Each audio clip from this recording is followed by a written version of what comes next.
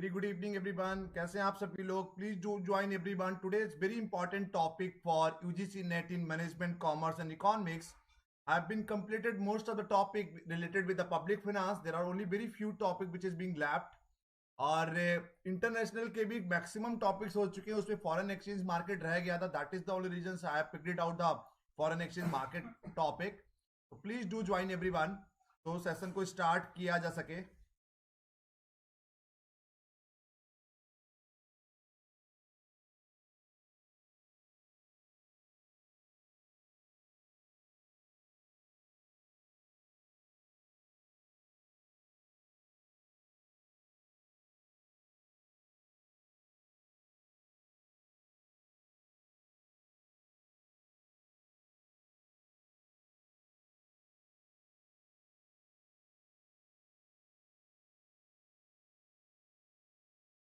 जल्दी सभी लोग ज्वाइन करिए ताकि सेशन को स्टार्ट किया जा सके. Please join everyone.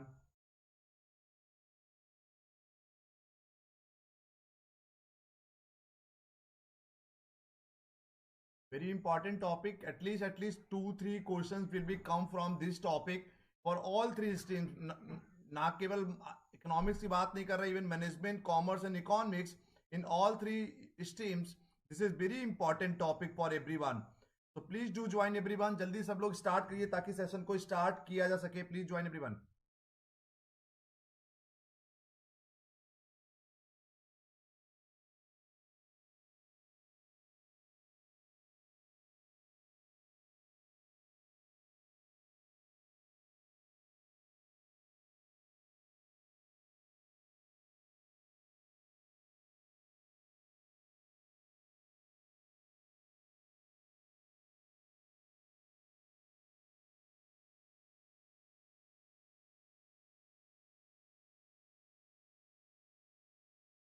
Starting the class within the 1 minute.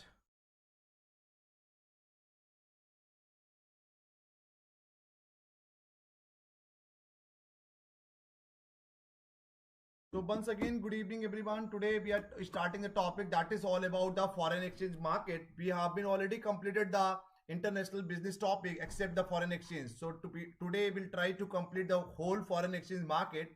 And in a public finance we have been completed most of the important topic. Still there are very few topics, approx 2 topics is being left.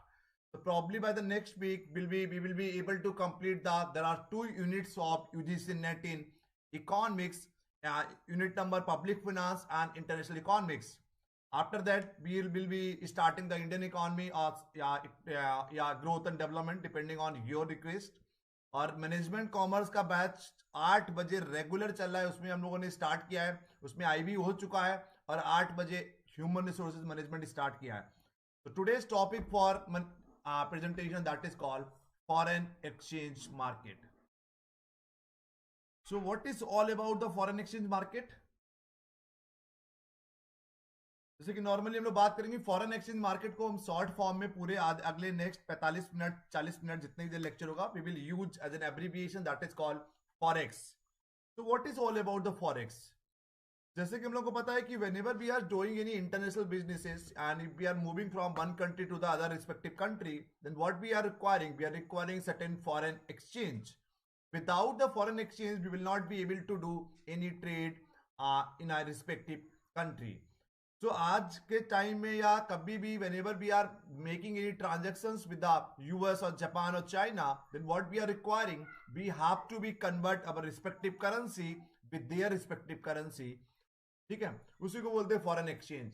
कोई foreign exchange rate की बात करते हैं, जिस rate पर, हिंदी में बता रहे हैं, जिस रेट पर एक कंट्री की करेंसी को दूसरी कंट्री की करेंसी के साथ चेंज करते हैं, the rate is called foreign exchange rate. In which rate we are exchanging the one countries currencies with reference to the relative currency or respective currency, that rate is called foreign exchange rate. तो हम आपको बताते हैं कि जैसे normally है कि India में भी हैव अ डिफरेंट अथॉरिटीज, अलग अलग काम करने के लिए अलग अलग अथॉरिटीज भी हैव.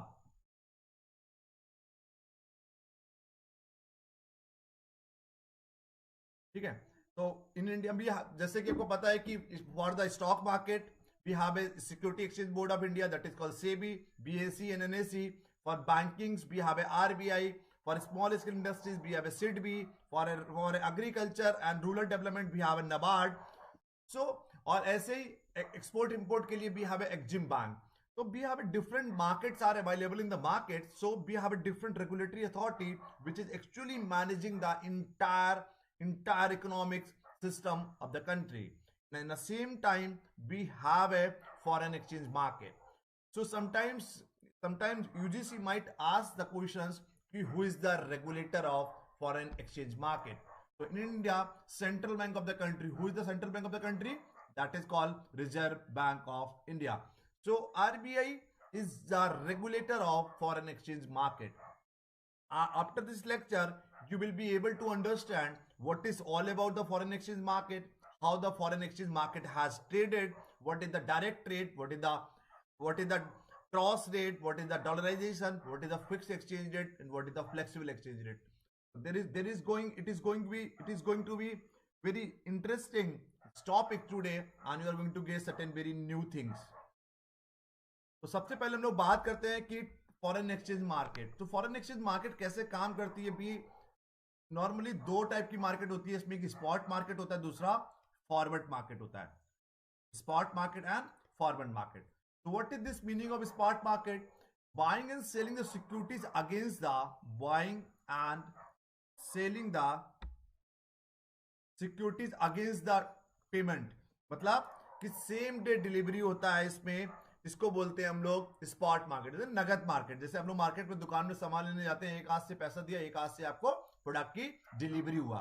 तो spot market is all about same day delivery on traded date. जिस डेट पे आप सामान खरीदेंगे उसी डेट पे आपको मिलेगा. फॉरवर्ड मार्केट की बात करते हैं. फॉरवर्ड मार्केट में not a delivery date, not a delivery date के मतलब नहीं है. It depends on the future. It depend on the future rates.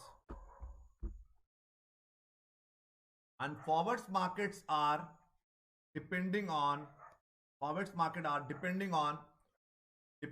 premium rate and discounted rates.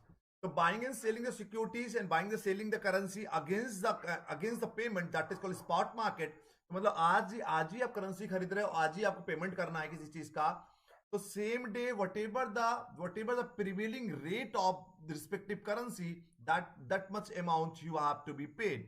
But in terms of the forward market, what actually you have to be paid, there will not be delivery date. It's totally prices is totally depending on the future rate. The forward market can be on the basis of premium and it can be basis of discount. अगर आपकी currency जैसे normally आपको पता होगा, एक होता है currency appreciation, एक होता है करेंसी डेप्रिसिएशन. जैसे $1 इक्वल टू मान लीजिए 100 रुपए है. अगर ये 110 रुपए हो गया या 190 हो गया, तो अगर इंडिया की बात करेंगे, अगर $1 इक्वल टू 110 रुपीज हो जाता है तो Indian currency got depreciated. If $1 equal to 90 rupees, that means Indian currency got appreciated. सीधी सी बात है, अगर हम लोग फ्यूचर की रेट होगा, फ्यूचर की डेट होगी, तो ऑटोमेटिकली आपको पता है बहुत फ्रिक्वेंट में currencies की value might have certain changes. That is the only reasons we do call as a forward market is totally depending on the premium rate or discounted rate. Clear? आगे हम लोग बात करते हैं कि फॉरेन एक्सचेंज मार्केट में participant कौन होता है. फॉरेन एक्सचेंज मार्केट पार्टिसिपेंट कौन कौन इसमें पार्टिसिपेट करता है. Foreign exchange market participants. तो इसमें कौन कौन पार्टिसिपेट करता है. Non banking entities. जहां पर भी आपको कोई डाउट लगे तो प्लीज पूछ लेगा, बहुत कॉम्प्लेक्स टॉपिक है. I try to teach you in a very simple manner. Still you are feeling any doubt, you are not getting any point what I am just saying to you, so you may ask any questions to me. So non-banking entity, banking entity and foreign exchange या forex broker. कौन कौन participant का मतलब है, who are the person who are actually involving in a foreign exchange market. पहले हम इसमें हमने बात किया non banking entity. Non banking होंगे इंपोर्टर्स एंड एक्सपोर्टर्स. आपको पता ही अगर कोई बिजनेस इंपोर्ट एक्सपोर्ट का बिजनेस करेंगे, you do require the foreign exchange. Importers and exporters. Third हो गया हमारा, सेकंड हो गया हमारा इन्वेस्टर्स एंड एमएनसीज. अगर if suppose that you just want to be make certain investment in a foreign currency, then what actually you have to do, you have to be convert your respective currency with the respective country wherever you just want to do certain investment. So firstly, क्योंकि आपके पास तो you should have your own respective currency, that is called, whether it's a market, whether it's a European euro or US dollar or Japanese yen or Indian rupees. तो जिस country से belong करते होंगे उसी country का आपके पास एक respective क्या होगा, करेंसी होगा. तो आप कोई इन्वेस्टमेंट करना चाहते हैं दुनिया के किसी देश में, what actually you have to do, आपको क्या करना पड़ेगा, firstly you have to be convert your currency with the respective currency. And multinational corporation MNC पता ही है, तो दुनिया के आप एक कंट्री से दूसरी कंट्री में जाके व्यापार करेंगे अपनी कंपनी के साथ, एमएनसी उसी को बोलते हैं ना, when the companies are dealing in more than one country. तो एमएनसीज जब आएंगी बाहर से तो उनको भी रिस्पेक्टिव करेंसी चाहिए होगा. तो नॉन बैंकिंग एंटिटी में importers and exporters, investors and MNCs. Bankings में कमर्शियल बैंक, आपको पता है सारी बैंक के आजकल जितने भी कमर्शियल बैंक, आईसीआई हो गया, एचडीएफसी हो गया, एसबीआई हो गया, पीएनबी हो गया, they have some forex banking. वो लोग भी फॉरेन एक्सचेंज में डील करते हैं. आपको कहीं बाहर जाना है तो you can convert your own currency with the foreign currency, जो भी आपको चाहिए. और सेंट्रल बैंक, सेंट्रल बैंक का काम केवल आरबीआई को रेगुलेट करना नहीं है. Central bank is also banks of the bank, वो भी एक फुल फ्लेज बैंक ही है. They are also investing certain amount of the money in a foreign exchange market for certain to gain certain profit. तो central bank और commercial bank also participate. Foreign exchange broker कौन था, broker तो आपको पता ही है कि they are playing the role of intermediaries, role of intermediaries. Broker जो होते हैं, ब्रोकर क्या करते हैं, जैसे कि वेस्टर्न यूनियन हो गया, जो जो करेंसीज को आपसे पैसा लेंगे फिर आपको सर्टेन करेंसीज देंगे. तो फॉरेन एक्सचेंज जो ब्रोकर्स होते हैं, तो they are playing the role of the mediator between the certain things. ठीक है, इसको बोलते हैं हु आर द पार्टिसिपेंट.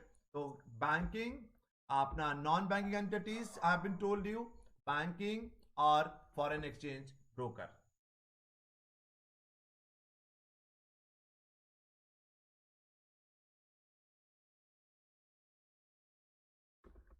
आगे बात करते हैं इसमें हम लोग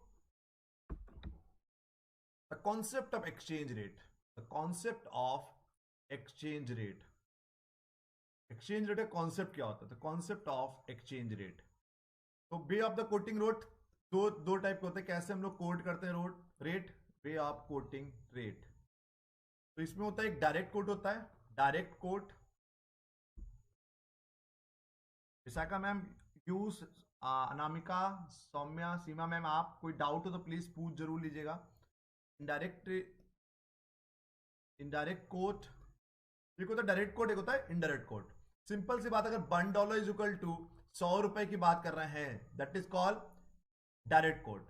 और ₹1 इज इक्वल टू कितना डायरेक्टर, तो क्या होगा, 1 rupees 1 INR is equal to कितना, 1/$. ठीक है, क्लियर, कितना आपका डॉलर हो रहा है हमारा, क्लियर. तो सीधी सी बात, अगर $1 इज इक्वल टू 100 रुपए है तो ₹1 में कितना डॉलर हुआ, तो कितना हुआ, 0.0001. ठीक है, तो $1 में कितना रुपए, that is called direct quote. And ₹1 में how much dollar we will get, उसको बोलते हैं हम लोग इनडायरेक्ट कोट. ठीक है, ₹1 इज इक्वल टू कितना डॉलर होगा, वन अपॉन जितना भी डॉलर की वैल्यू है 100 रुपए, मल्टीप्लाई कर लीजिए, 0.01 आएगा. ठीक है, तो डायरेक्ट कोट होता है कि डायरेक्टली हम लोग कन्वर्टिंग करें, इनडायरेक्ट कोट में कि we are converting our currency with the respective currency. तो $1 इक्वल टू, सिंपल याद रखिए, $1 इक्वल टू 100 रुपए, डायरेक्ट कोट. तो ₹1 में कितना डॉलर है, 0.01 हुआ, दैट इज कॉल्ड हमारा हुआ इनडायरेक्ट कोट. क्लियर, कोई डाउट पूछ लीजिएगा, जहां पर कोई डाउट लगे डायरेक्ट कोट इनडायरेक्ट कोट में, कोई डाउट बताइए. ठीक, आगे हम लोग बात करते हैं foreign exchange rate regime. Foreign exchange rate regime,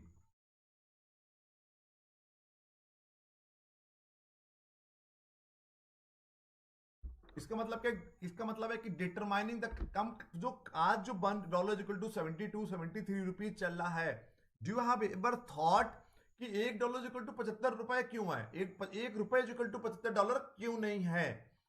तो कैसे कंट्रीज की करेंसीज की वैल्यू फिक्स की जाती है, वही हम लोग पढ़ने जा रहे हैं कि हाउ वी आर एक्सचेंजिंग या how we are fixing the countries currency with reference to the across the globe.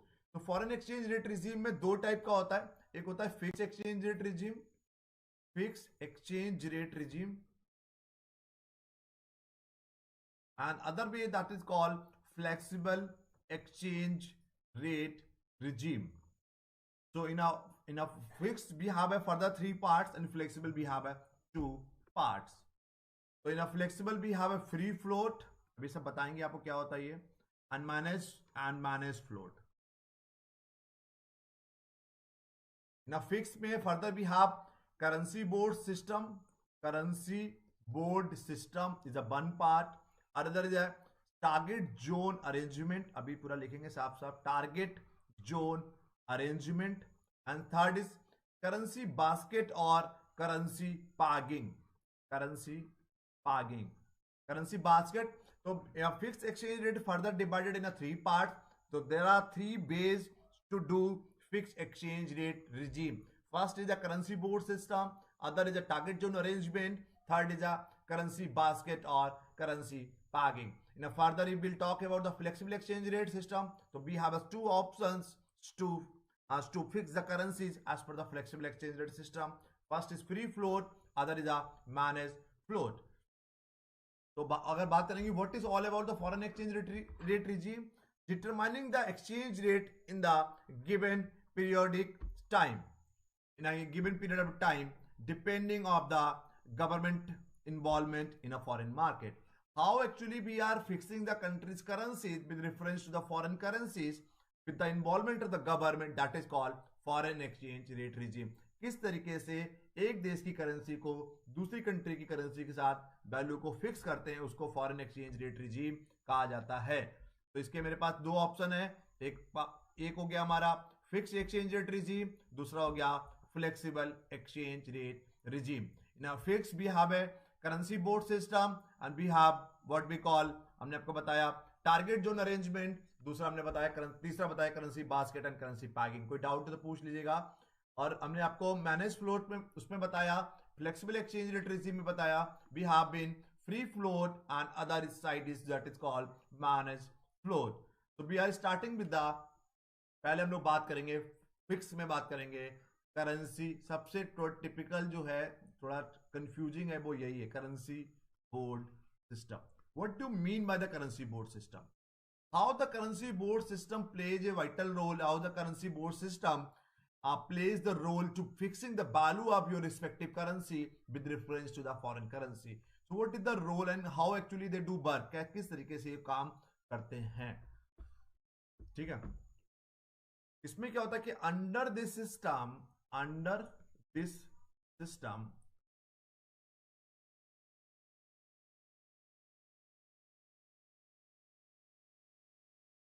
country fix the rate of domestic currency against the foreign currency. इसका मतलब शायद समझ में आया नहीं है, अभी बताएंगे आपको. Foreign currency, under this system countries fix the rate of domestic currency against the foreign currency. अब कौन सी फॉरेन करेंसी? जिस कंट्री के साथ आप अपनी कंट्री की करेंसी को पहली बार फिक्स करते हैं, ठीक है, उसी के सिस्टम को हम करेंसी बोर्ड सिस्टम कहते हैं. और याद रखिए, जिस कंट्री की करेंसी के साथ पहली बार करेंसी की वैल्यू फिक्स करेंगे, उस करेंसी को कहते हैं एंकर्ड करेंसी और रेफरेंस करेंसी. एंकर्ड करेंसी और रेफरेंस करेंसी. बट मुद्दा ये आता है दिमाग में, how will you pick the one that particular currency? आप एंकर्ड करेंसी, रेफरेंस करेंसी कौन सी पिक करेंगे? ठीक है, तो यहां तक की समझ में आ गया कि under this system country fix the rate of domestic currency against the foreign currency, that is called currency board system. In which currency you are picking that particular currency and you are converting your currency with that particular currency. That currency is called anchored currency और reference currency. जिस country की currency के साथ पहली बार आप rate fix करेंगे अपनी currency को, उसको we do call anchored currency और reference currency. But the question raises in our mind, मुद्दा ये उठता है, how will you pick that anchored currency? उसमें लिखिए, उसके आगे मेन मुद्दा ये है कि ऐसी कंट्री की करेंसी के साथ हम पहली बार वैल्यू फिक्स करेंगे जिसकी मॉनेटरी पॉलिसी और इकोनॉमिक सिस्टम आपके जैसा हो। तो the monetary policy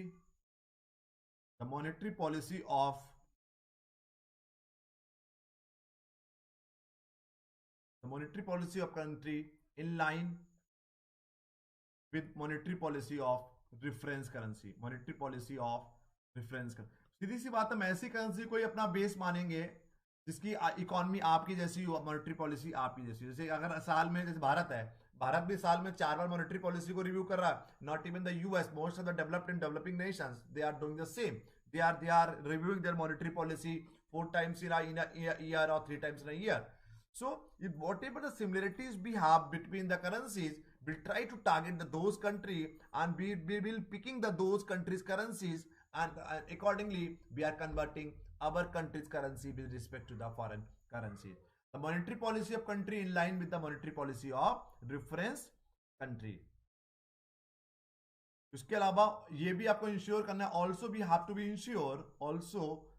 B ensure unrestricted conversion. ऐसा नहीं कुछ रुकावटें लिखी हो, कुछ रुकावटें हो या कुछ सर्टेन ऑब्स्टिकल्स हो, ऐसी करेंसी के साथ हम लोग एक्सचेंज नहीं करेंगे। Also we have to be ensure unrestricted conversion of domestic currency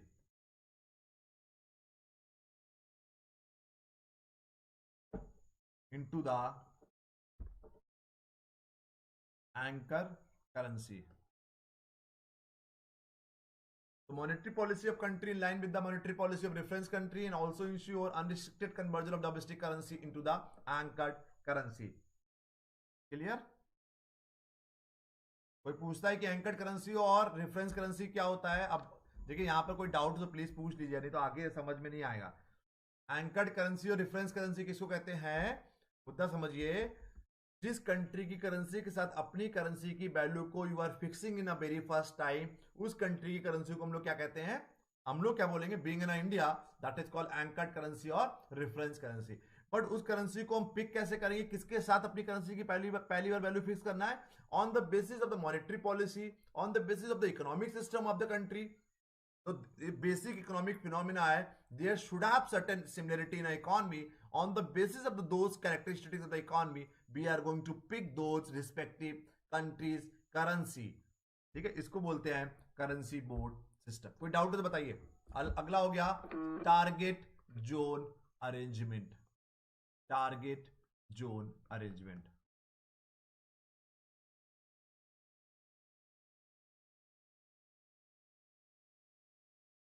target zone arrangement क्या होता है बताइए, बताएंगे। अभी करेंसी बोर्ड सिस्टम में कोई डाउट है बताइए।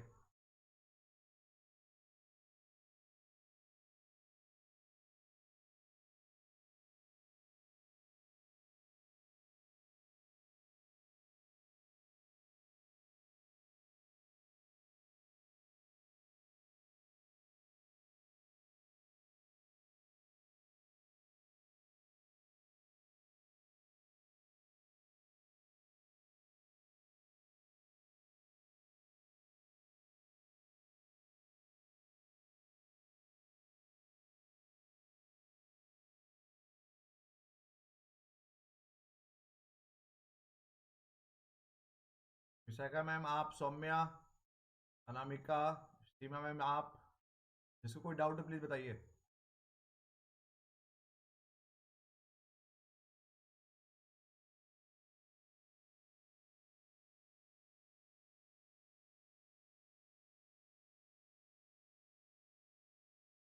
सेकेंड हो गया टारगेट जोन अरेंजमेंट। अब टारगेट जोन अरेंजमेंट क्या होता है? सीधी सी बात है कि to keep the exchange rate between their currencies within a certain range of fix central exchange rate. मतलब when the two or more than two country has started using the one common currency as a legal tender in their respective economy instead of their domestic currency, that is called target zone arrangement.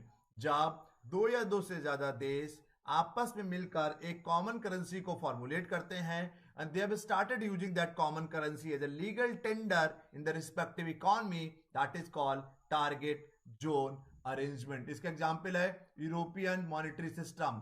पूरे आपको पता होगा पूरे Europe में क्या चलता है, euro. ये हम लोग क्यों करते हैं, जब कोई हम लोग रीजनल इकोनॉमिक इंटीग्रेशन आपको स्टार्टिंग में बताया था, जब हम लोगों ने इकोनॉमिक यूनियन फॉर्म किया, and when we are looking for parallel growth among all the nations whomsoever are the member of respective economic union. तो जब आपकी across the economic union and across the regional economic integration, if there will be only one common currency, so what will happen, there will be a parallel growth among all the Nations. समझ गए target zone arrangement? जब दो या दो से ज्यादा देश आपस में मिलकर they started using the one common currency as a legal tender in the respective economy instead of the domestic currency, that is called target zone arrangement. एक मतलब अलग अलग ही करेंसी को यूज करना शुरू कर दिए। तो यूरोपियन यूनियन एग्जांपल याद रखिएगा, euro across the Europe we use the euro. Take it out.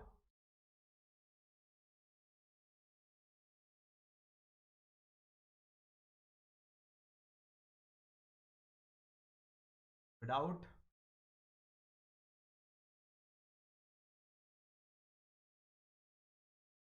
अगला हो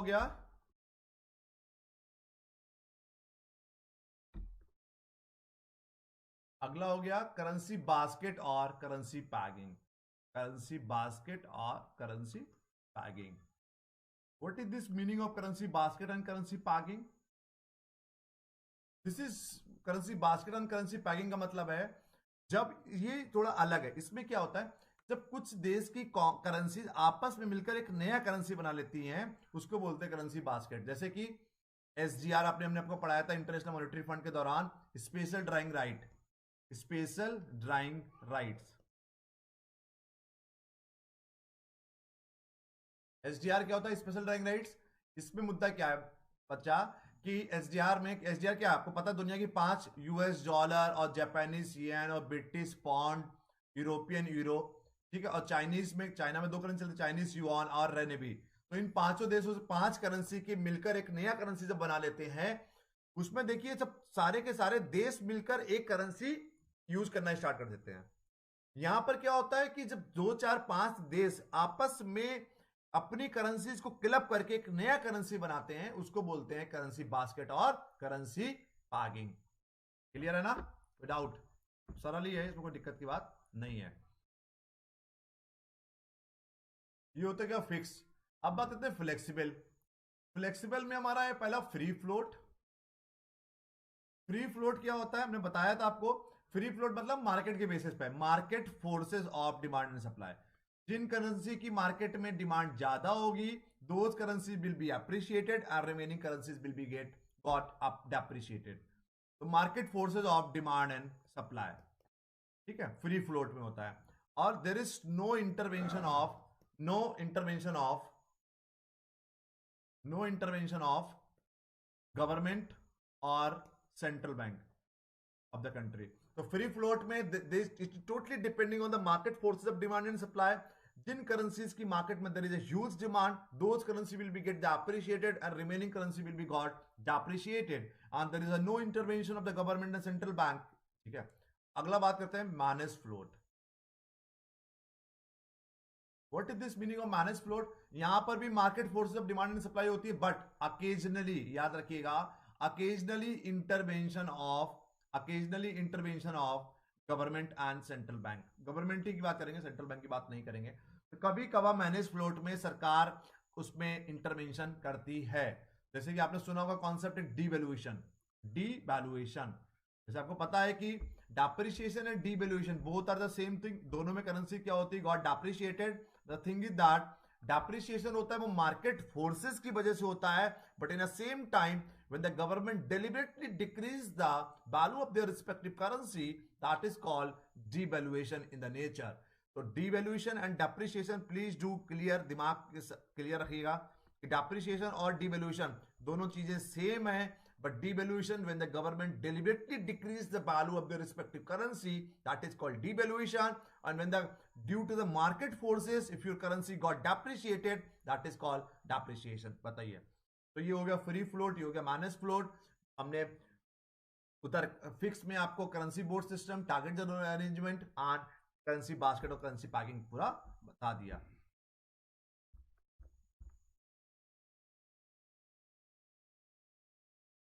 ठीक है, क्लियर? कोई डाउट तो बताइए। इसमें कुछ कुछ कुछ चीजें और है कि कुछ कुछ कॉन्सेप्ट हैं, जैसे कि एक होता है कैलकुलेटिंग द एक्सचेंज रेट। एक होता है इसमें बिड आस्क बिड रेट होता है, आस्क प्राइस, या बिड प्राइस और आस्क प्राइस। बिड रेट और आस्क प्राइस, बिड होता है बायर पॉइंट ऑफ व्यू से, आस्क होता है हमारा सेलर पॉइंट ऑफ व्यू से। सिंपल याद रखिए, this is buyer point of view से, whatever the bidding you are, whatever the bid you are keeping, जो बिड लगा रहा है किसी भी चीज की, सेलर जो उस पर्टिकुलर करेंसी को खरीदने के लिए, करेंसी को बेचने के लिए जो पैसा मांग रहा है। तो ask is as per the seller point of view, bid is as per the buyer point of view. Very simple है। एक टर्मिनोलॉजी है क्रॉस रेट। क्रॉस रेट क्या होता है समझ लीजिए। जब क्या होता है कि जब दो, आप मान लीजिए एग्जांपल दे रहे हैं कि भारत, इंडिया और दुबई, सपोज दैट, कि आपस में एज्यूम कर रहे हैं, जब आपस में दोनों देश ट्रेड कर रहे हैं, दोनों देश आपस में ट्रेड कर रहे हैं, बट इन दोनों देश के बीच में आपस में कोई एक्सचेंज रेट स्टेब्लिश नहीं है, बट इंडिया को दुबई के साथ ट्रेड करना है। तो हम लोग क्या करते हैं, try to accumulate third party, third country as intermediate. Firstly ऐसी कंट्री को देखेंगे जिसका एक्सचेंज रेट दोनों के साथ अवेलेबल है। उसमें क्या करेंगे, पहले इंडिया अपनी करेंसी की वैल्यू उसके साथ फिक्स कर एक्सचेंज करेगी, और फिर वो करेंसी की, उसी कंट्री की करेंसी के अकॉर्डिंगली हम दुबई को पेमेंट कर देंगे। सिंपल समझिए, जैसे इंडिया और दुबई की बात करें कि इंडिया को दुबई को पेमेंट करना है, यहां पर बीच में हमने मान लीजिए यूएस डॉलर ले लिया हमने, इंडिया का एक्सचेंज रेट डॉलर के साथ है और दुबई का एक्सचेंज रेट भी डॉलर के साथ है। मान लीजिए कि $1 इक्वल टू 100 रुपए है।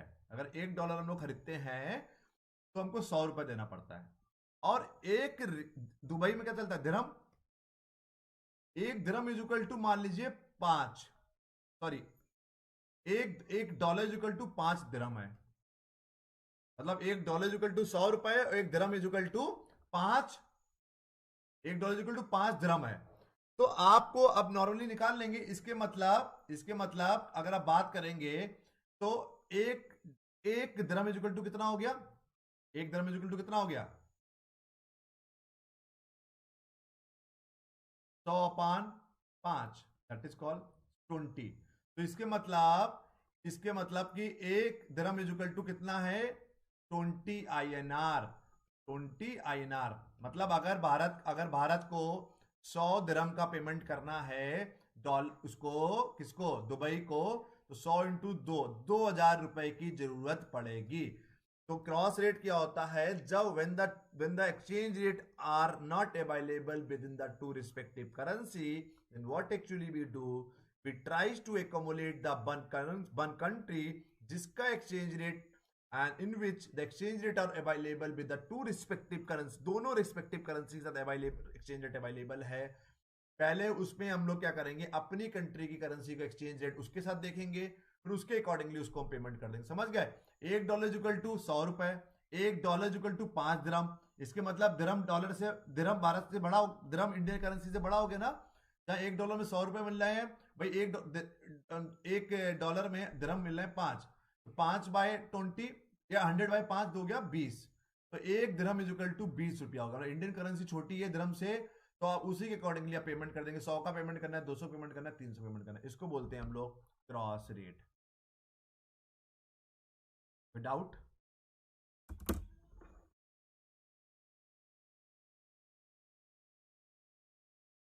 बहुत इंटरेस्टिंग और बहुत इंपॉर्टेंट टॉपिक है। लास्ट इसमें factors affecting the foreign exchange. कोई डाउट तो प्लीज बताइए। क्रॉस रेट समझ गए, जब दो देशों के बीच में क्रॉस रेट नहीं है तो हम ऐसी कंट्री की करेंसी को बीच में इन्वॉल्व करेंगे जिसका एक्सचेंज रेट दोनों के साथ में हो, उसी अकॉर्डिंगली निकाल के हम उसको पेमेंट कर देंगे।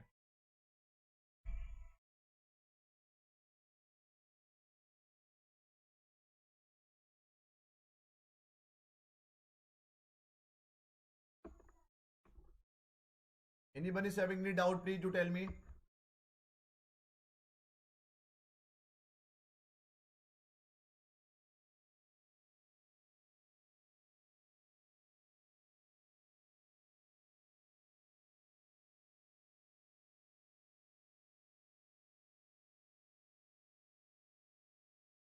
ये बहुत बार आप लोगों ने टॉपिक पढ़ा होगा, आई थिंक बहुत कॉम्प्लेक्स तरीके से लोग पढ़ाने की कोशिश करते हैं इसको. I have explained you in a very simple manner. बहुत सरल तरीके से आपको बताने की कोशिश किया. बहुत कॉम्प्लेक्स टॉपिक है लेकिन बहुत सिंपल तरीके से आपको बताने की कोशिश किया है. होप आप लोग को समझ में आ रहा होगा. Still you have a doubt तो please do ask me.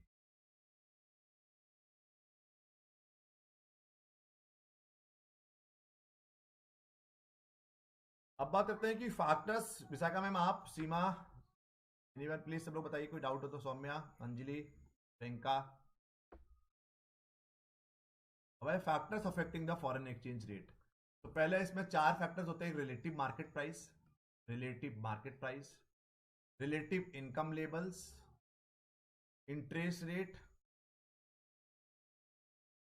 Interest rate on the loans and savings दोनों की बात करें, and market expectations. Market expectation इसमें होता है political factors, economical factors and social factor. ठीक है.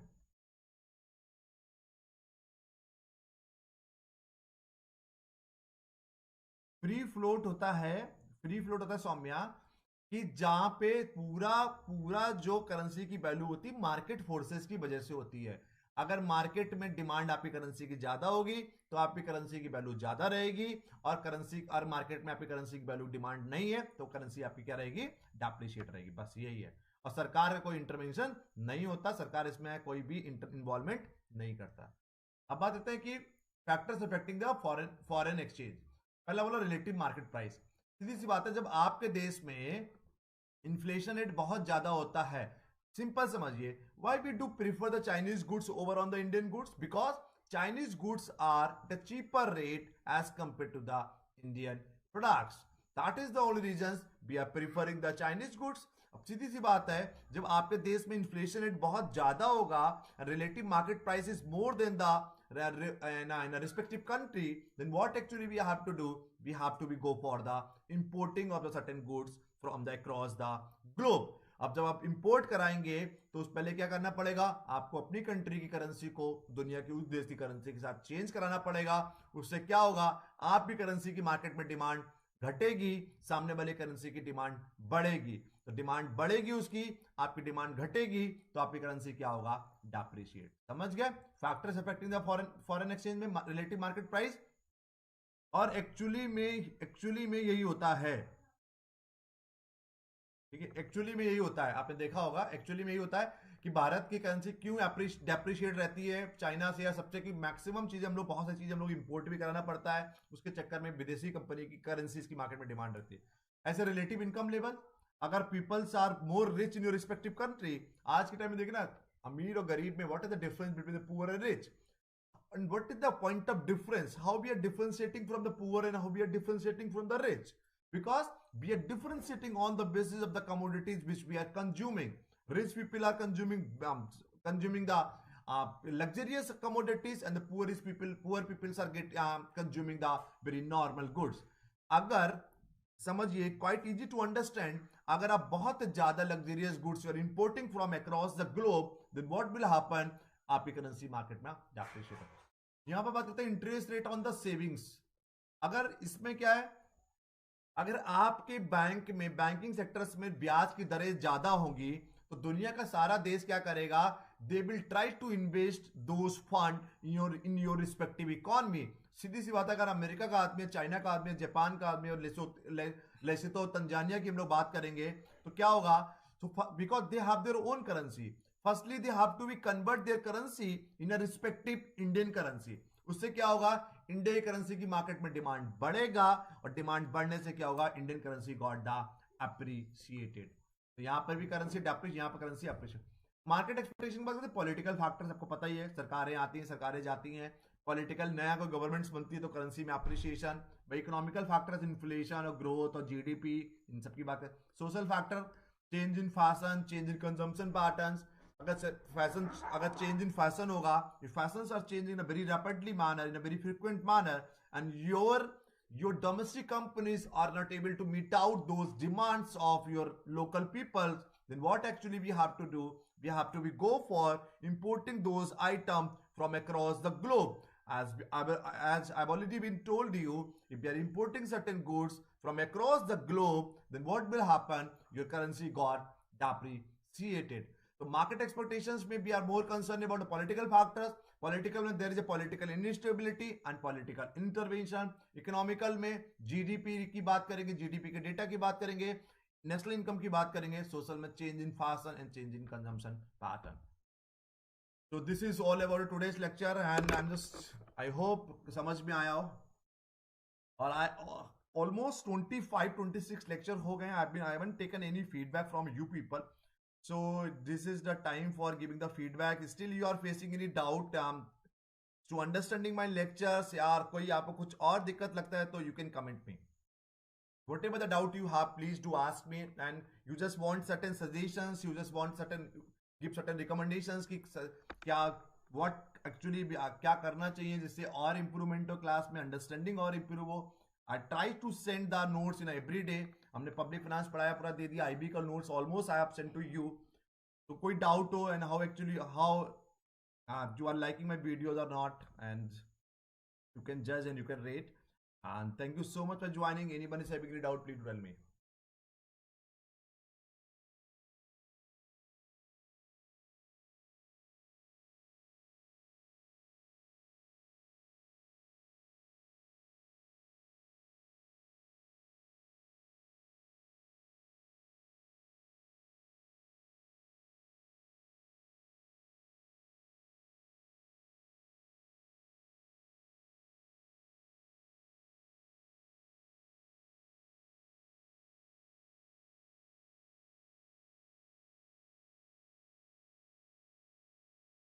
कोई डाउट हो प्लीज बताइए.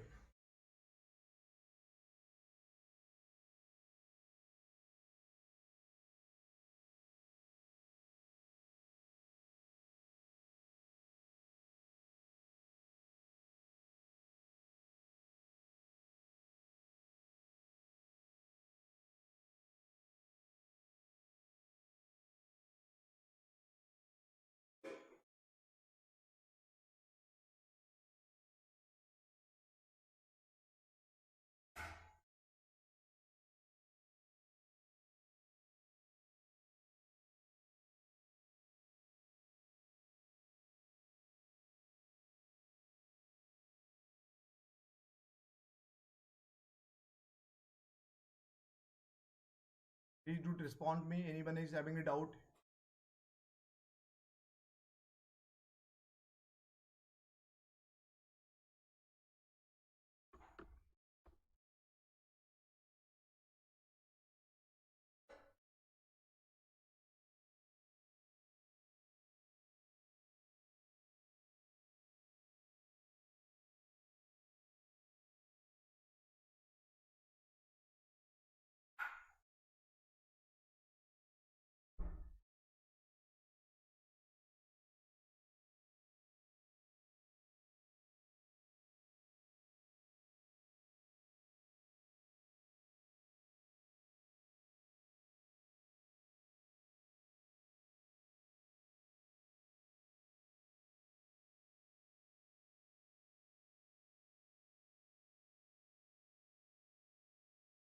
Please everyone reply. कोई doubt हो, कोई दिक्कत हो, and any suggestions you want to be give. And thank you so much Anjali and all the Priyanka and all other person.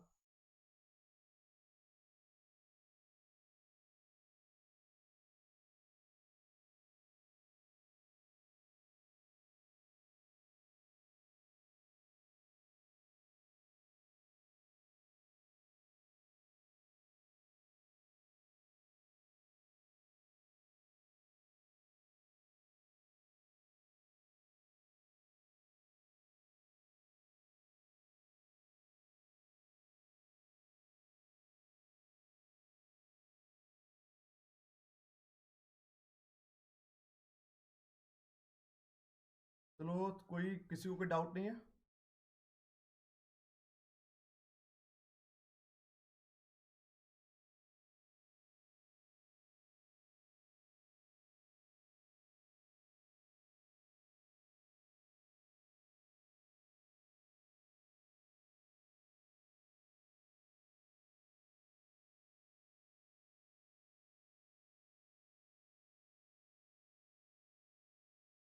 So once again, thank you so much, Pradeep, Shika, Anjali, Priyanka, Sunita, Visakha, Soumya, Seema ma'am. ठीक है. Once again, thank you so much. But there will not be tomorrow any classes. Saturday को class नहीं होगा. We will meet you probably by Monday at the same time. That is called 9 p.m. Once again, thank you so much for joining.